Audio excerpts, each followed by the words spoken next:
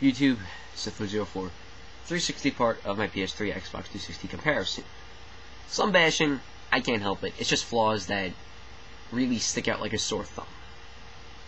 First, released in 2005, the 360 was the first next-gen system to market. Congratulations, they were the first to market, but it was rushed. Nvidia, who makes the graphics cards for PCs, made the graphics processor unit GPU for the original Xbox, and they discontinued the one used in the original Xbox in 2004 or 5, around then. So Microsoft, being geniuses, decided to rush the 360 to production to possibly prevent any losses of income. Brilliant move on Microsoft's part in terms of money. However, on the technical side, we get the red ring of death, and some systems at launch were instantly bricked, which essentially made people buy fucking expensive paperweights.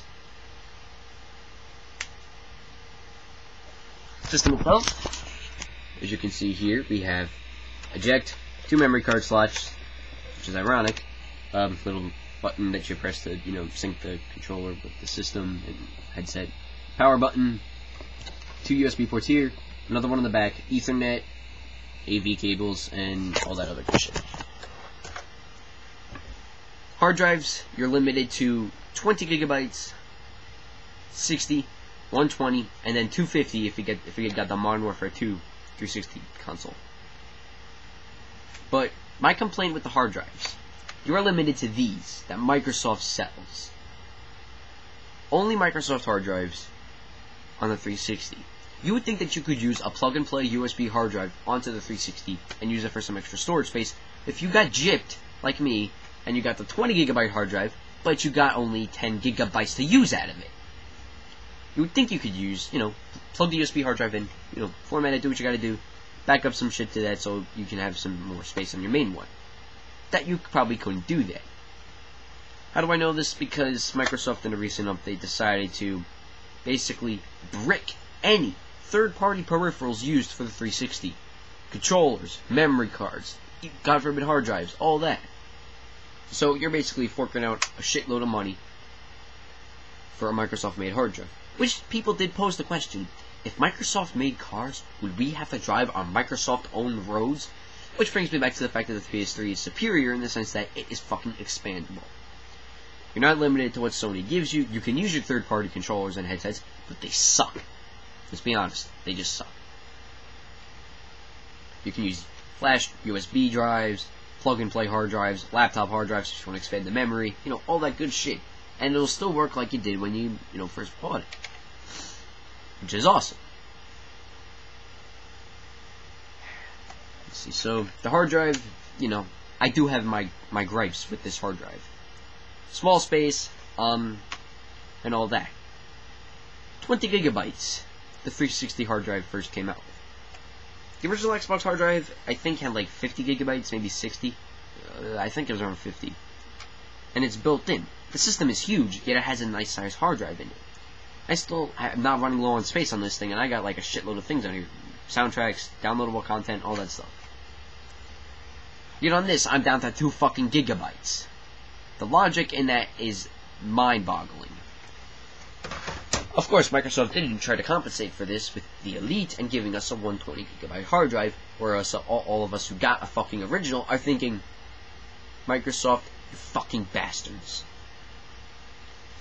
The controller that comes with the system is wireless by de facto, whereas previously they had the Xbox Live Xbox 360 Basic, which came with a memory card and a wired controller.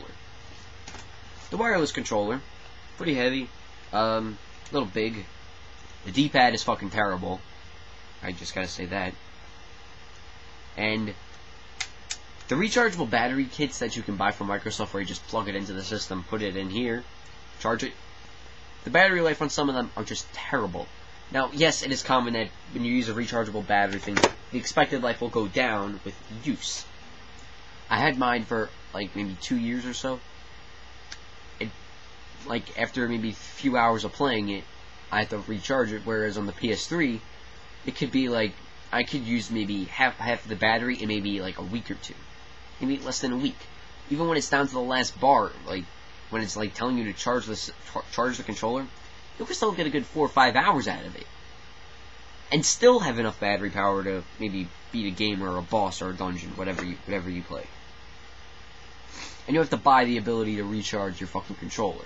Now, yes, when it comes with this, you can get rechargeable AA's, but buying the rechargeability in the controller.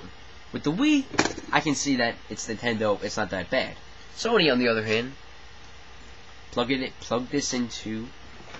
controller into the thing that comes with it, registers with the system, and recharges it out of the box, which earns the PS3 extra points in terms of having to mooch money out of us. Well, not having to mooch money out of us, I should say. And speaking of money mooching, Xbox Live. It's a good service, I'll give it that. You know, all the crap that they give us. I do have some major complaints with it, because if you're spending $60 a year on it, why the fuck are there shitloads of advertisements that nobody cares about? Which I will get to in a separate part 2 of this video. It's something that I feel needs to be addressed, and I will have side-by-side comparisons of, well, screen-by-screen comparisons, I should say, of Xbox Live and PlayStation Network. And we can see that even though PSN is free, it is sort of giving you a bit of a better deal than Xbox Live, which you would think would be the other way around, since our PSN is free, and Xbox Live you're dishing out $60 a year for, yet we get shit.